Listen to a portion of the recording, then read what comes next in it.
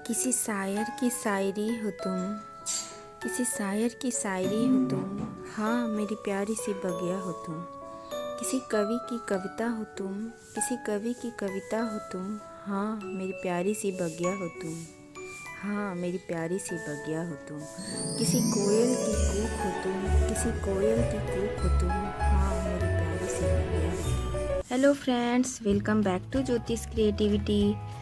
Friends, आप सब कैसे हैं? आशा करती हूँ कि बहुत अच्छे से होंगे। और ये देखिए कितना सुंदर प्यारा सा नेस्टेशियम का फ्लावर खिला है, और आज मैं आप सभी को इसे ही रिपोर्ट कैसे करना है वो बताऊंगी। तो लास्ट तक मेरे साथ वीडियो में बने रहें दोस्तों, ताकि आप सभी को पता चल पाए कि नेस्टेशियम को किस तरह से हम लोगों को रिपोर्ट करनी चाहिए। वैसे तो इसे थोड़े छोटे में ही हम लोगों को रिपोर्ट कर लेना चाहिए, लेकिन मेरे पास पॉट्स अवेलेबल नहीं होने के कारण मैं इसे रिपोर्ट नहीं कर पा रही थी। और अभी मेरे पॉट्स आ गए हैं, तो मैं आप लोगों को इसे कैसे रिपोर्ट करना है तो वो बताऊंगी। तो लास्ट तक मेरे साथ वीडियो में ज़रूर बने रहें, और यदि मेरे चैनल पर नए हैं तो ज़रूर सब्सक्राइब करें मेरे चैनल को, साथ ही बेल बटन आइकन को भी प्रेस करें, ताकि मेरी आने वाली हर इंफॉर्मेटिव वीडियो आप सभी तक पहुंच पाए। तो दोस्तों, जैसा कि आप देख रहे हैं कि बेहद ही खूबसूरत फ्लावरिंग प्लांट है। इसे विंटर का फ्लावरिंग प्लांट भी कह सकते हैं और स्प्रिंग फ्लावरिंग प्लांट भी कह सकते हैं। अभी तो ये फ्लावरिंग करना शुरू कर दिया है, लेकिन ये फुल ब्लूम्स पर जब स्प्रिंग सीजन आने वाला रहता है तो उस समय ये फुल ब्लूम्स पर होता है और अपनी ब्यूटी में चार चांद लगाए रखता है। पूरा प्लांट फूलों से भर जाता है। तो चलिए इसे देखते हैं कि कैसे रिपोर्ट करते हैं। और ये डिफरेंट कलर वैरायटी में भी आते हैं, और इसकी जो ये लीफ है काफ़ी ही सुंदर होती है। और इसे ये एक इस प्लांट का हर पार्ट एडिबल होता है। इसका हर एक प्लांट हम लोग खा सकते हैं। तो जिस घर में छोटे छोटे बच्चे होते हैं तो उनको ये रहता है कि मैं ऐसा कोई प्लांट ना लगाऊं अपने घर में कि टॉक्सिन वगैरह रहे। तो काफ़ी सारा प्लांट ऐसा होता है जो टॉक्सिबल होता है, वो जहरीला होता है, लेकिन ये प्लांट बहुत ही अच्छा एडिबल प्लांट माना जाता है। मेडिसिनल वैल्यू भी इसकी बहुत सारी है। तो लेकिन आज मैं उस पर चर्चा नहीं करूँगी। आज मैं इसको रिपोर्ट कैसे करना है वो सब कुछ बताऊँगी, और कुछ थोड़ी बहुत केयर डिटेल भी आप लोगों के साथ शेयर करूँगी। तो दोस्तों, इसको रिपोर्ट करने से पहले मैं आप लोगों को बताना चाहती हूँ कि इसे एक अच्छा वेल ड्रेन सॉइल तो चाहिए ही, और साथ ही इसे बहुत ज़्यादा रिच फर्टाइल सॉइल की भी आवश्यकता नहीं होती है। इसे हर तरह की सॉइल में आप लगा सकते हैं, पुअर से पुअर सॉइल में भी ये चल जाती है। लेकिन दोस्तों, अगर हम लोग कोई भी प्लांट लगाते हैं और वो भी पॉट में, तो थोड़ी बहुत तो हम लोगों को फर्टिलाइज़र ऐड करनी ही पड़ती है। और चलिए अब देखते हैं कि किन किन चीज़ों की आवश्यकता हम लोगों को होगी। तो एक अच्छा सा पॉट चाहिए, वेल ड्रेन, और जिसमें अच्छा से ड्रेनेज होल बना रहे। तो ये देखिए मैंने ड्रेनेज होल बना लिया है, और कई पॉट में ड्रेनेज होल बनाने के लिए जगह दिया हुआ रहता है, जैसा कि आप देख रहे हैं इस जगह पर। तो काफ़ी आसानी से उस जगह पे हम लोग किसी भी पतले से रॉड को या पतले से किसी भी चीज़ को गर्म करके, कोई भी पतला सा पेचकस वगैरह गर्म करके इसको हम लोग करने से ड्रेनेज होल बन जाता है। तो ड्रेनेज होल काफ़ी इम्पोर्टेंट रखता है हम लोगों को पॉट गार्डनिंग के लिए।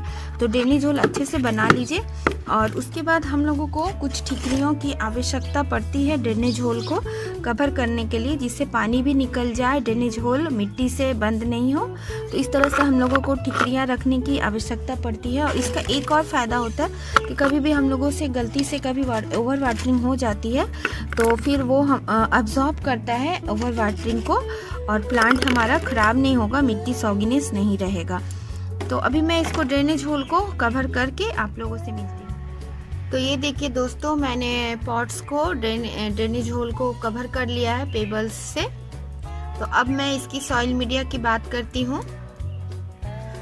तो दोस्तों, ये देखिए ये गार्डन सॉइल है, और इसमें रेत मिक्स है, क्योंकि इसमें मेरे पुराने पॉट की सॉइल है, तो इसमें ऑलरेडी सैंड मिक्स किया हुआ है। तो इसमें मैं 40% गार्डन सॉइल ले रही हूँ, और 30% इसमें सैंड ले रही हूँ और बाकी इसमें कंपोस्ट ऐड कर रही हूँ। 30% कंपोस्ट ऐड कर रही हूँ। हालांकि नैस्टेशियम को बहुत ज़्यादा कंपोस्ट ऐड करने का ज़रूरत नहीं है, लेकिन फिर भी मैं थोड़ा बहुत तो पॉट गार्डनिंग में ऐड करना ही पड़ता है खाद को। और थोड़ा सा मैं इसमें नीम खली डालूंगी और कुछ भी नहीं डालूंगी, क्योंकि फंगस वगैरह का प्रॉब्लम नहीं लगे, इसलिए नीम खली बहुत ही ज़रूरी होता है। तो ये देखिए इतना ही नीम खली मैं डालूंगी। अब इसको अच्छे से मिक्स कर लेना है, ज़्यादा कुछ नहीं। और नीम खली का क्या होता है यूज़ करने का फ़ायदा कि वो एक स्लो रिलीज फर्टिलाइज़र का भी काम करती है और पेस्टिसाइड, इंसेक्टिसाइड सबका काम करती है। तो समान एक और काम अनेक, नीम खली के लिए ये बात चरितार्थ होती है। तो मैं मिक्स करके फिर पॉट्स में यही मिट्टी डालूंगी।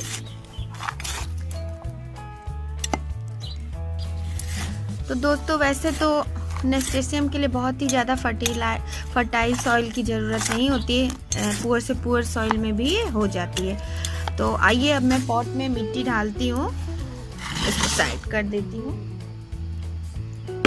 और ये देखिए पॉट है, इसमें मैं थोड़ा सा मिट्टी फिल करूँगी।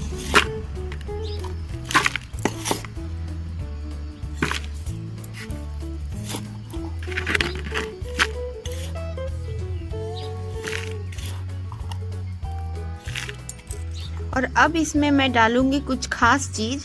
तो दोस्तों यही है वो खास चीज़ जो हमारे किचन से जो वेस्ट निकलता है, वही मैं इस एक ठिकरियाँ, उसके बाद मिट्टी और फिर मैं ये थोड़ा सा किचन वेस्ट डाल दूंगी और इसके ऊपर फिर से मिट्टी की एक लेयर डाल दूंगी। थोड़े बहुत इसमें डाल सकते हैं और ये धीरे धीरे डिकम्पोज होकर खाद भी बन जाएगा। और फिर जब ये हमारा विंटर प्लांट बाय बाय करेगा तो हमें इस पॉट की मिट्टी को बदलने की भी ज़रूरत नहीं होगी। इसी पॉट पे हम लोग फिर न्यू समर के प्लांट्स लगा सकते हैं। तो आप सभी अगर चाहें तो ऐसा कर सकते हैं, मैं ऐसा करती हूँ और अपने एक्सपीरियंस से कह रही हूँ कि बहुत ही फ़ायदेमंद होता है ये हमारे प्लांट के लिए। और इस तरह से आप लोगों भी करिए तो काफ़ी अच्छा रहेगा।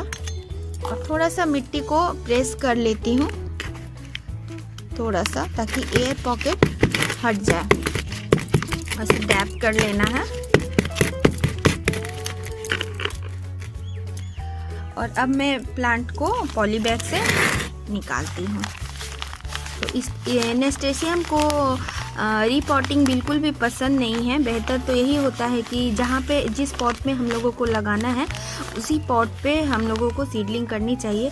और अगर ऐसा नहीं कर रहे हैं तो इस तरह से हम लोगों को इसके बिना रूट बॉल को डिस्टर्ब किए ही हम लोगों को बैग से निकालना चाहिए।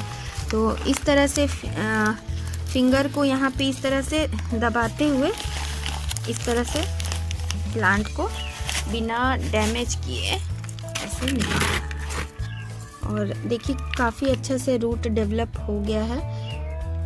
और अब मैं इसको मिट्टी में बैठा के देख रही हूँ। थोड़ा सा मिट्टी मुझे और ऊपर करना है।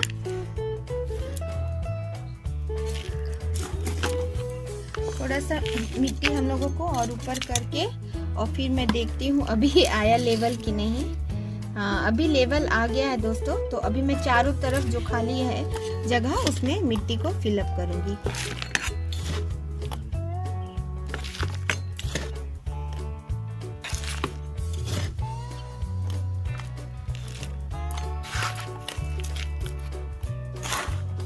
और दोस्तों इसे फिर अभी हम लोगों को थोड़ा शेडी एरिया में रख देना है 2-3 दिन तक, ताकि अच्छे से सेटल हो जाए। और इसकी केयर डिटेल की बात करूँ तो ये फुल डे सन में आप इसे रख सकते हैं, लेकिन दोपहर की स्कॉचिंग धूप से बचाइएगा इसे। और वाटरिंग इसे देखकर करिएगा, क्योंकि ओवर वाटरिंग इसे बिल्कुल भी पसंद नहीं है। और रात का पाला भी इसे उतना पसंद नहीं है, क्योंकि इसे हल्की ठंड पसंद होती है। बहुत ज़्यादा ठंड इसे पसंद नहीं होती इस प्लांट को। तभी ये स्प्रिंग में फुल ब्लूम करता है। और सनलाइट की बात करूँ तो पूरे दिन की सनलाइट इसे दीजिए, 6 से 7 घंटे की सनलाइट। बस थोड़ा सा दोपहर में शेड रहे वैसी जगह पे इसे रखिएगा, और वाटरिंग इसे देखकर करिएगा जब मिट्टी ऊपरी लेयर सूख जाए, और लेकिन पूरा मत सूखने दीजिएगा, सॉगी नहीं रहे लेकिन मिट्टी बिल्कुल भी ड्राई मत होने दीजिएगा। इस तरह से इसे वाटरिंग करिएगा। तो अभी थोड़ा सा और इसमें मिट्टी जाएगा और इस तरह से हिलाकर देख लीजिएगा। और यहाँ तक ये देखिए, ये वाइट पार्ट जो दिख रहा है ना, यहाँ तक मिट्टी फिल करना है। वाइट जब ग्रीन शुरू हो जाए तो ये ग्रीन वाला पार्ट यहाँ तक, वाइट जहाँ तक दिख रहा है यहाँ तक इसको हम लोगों को करना है। तो फ्रेंड्स, मैंने एक पॉट को रिपॉट कर ली है अभी से। तो दोस्तों, इसको भी मैं इसी तरह के किचन वेस्ट कंपोस्ट को प्लांटर में इस तरह से एक लेयर ठीकरी, फिर एक लेयर मिट्टी और उसके बाद किचन वेस्ट को डाल दूंगी और उसके बाद फिर ऊपर इसमें मिट्टी से फिल कर दूंगी। ये काफ़ी अच्छा स्लो रिलीज फर्टिलाइज़र होगा और धीरे धीरे हमारे प्लांट्स को न्यूट्रिशन भी देते रहेगा। फिर ज़्यादा कुछ देने का ज़रूरत नहीं है, और वैसे भी नास्टेशियम को बहुत ज़्यादा फर्टिलाइज़र की आवश्यकता नहीं होती है। तो और इस तरह से ऑर्गेनिक ऐड करने से काफ़ी हेल्दी रहेगा हमारा प्लांट। और अब मैं इसको भी पॉली बैग से निकालती हूँ। फिंगर यहाँ बीच में देकर और पॉली बैग को ऐसे पलट कर निकालना है। और काफ़ी अच्छा रूट इसका डेवलप हुआ है। और अगर नर्सरी से आप लोग लाते हैं प्लांट्स तो ये देख लीजिएगा कि चिकनी मिट्टी है कि नहीं। अगर चिकनी मिट्टी रहेगी तो इसको फिर आप लोग रिमूव कर दीजिएगा पानी में डालकर, लेकिन अच्छा रहे मिट्टी तो फिर रिमूव करने का ज़रूरत नहीं है। रूट बॉल को बिना डिस्टर्ब किए इस तरह से रिपोर्ट कर लेना चाहिए। तो दोस्तों, मैंने दोनों प्लांट को रिपोर्ट कर ली है और मैंने 10 इंच के पॉट में इसे रिपोर्ट किया है और बड़ा पॉट इसको देना थोड़ा अच्छा होता है। तो अब मैं इसको वाटरिंग कर दूंगी। और कभी भी इसको top of the head watering मत करिएगा और इसके ऊपर कभी भी पत्तों के ऊपर वाटरिंग मत करिएगा, वरना इसमें फंगल इन्फेक्शन बहुत जल्दी हो जाता है। तो वाटरिंग कभी भी करिए मिट्टी पे करिए, पत्तों के ऊपर, फ्लावर्स के ऊपर मत करिए। और इसके सीड्स बहुत ही जल्दी बनकर आते हैं और ये देखिए इसमें एक सीड भी बनना शुरू हो गया है। तो आगे चलकर मैं आप लोगों को दिखाऊंगी कि इसके सीड कैसे होते हैं। और मैंने लास्ट ईयर इसके केयर डिटेल पे एक वीडियो शेयर की है, उसकी लिंक भी मैं डिस्क्रिप्शन बॉक्स में डाल दूंगी, आई बटन में भी डाल दूंगी होगा तो आप लोगों को वीडियो कैसी लगी ज़रूर बताइएगा। और आशा करती हूँ कि वीडियो आप लोगों को हेल्पफुल रहे। तो इसी के साथ अब मैं आप लोगों से विदा लेती हूँ। तो take care, till then, bye bye, thanks for watching, go with green, happy gardening दोस्तों।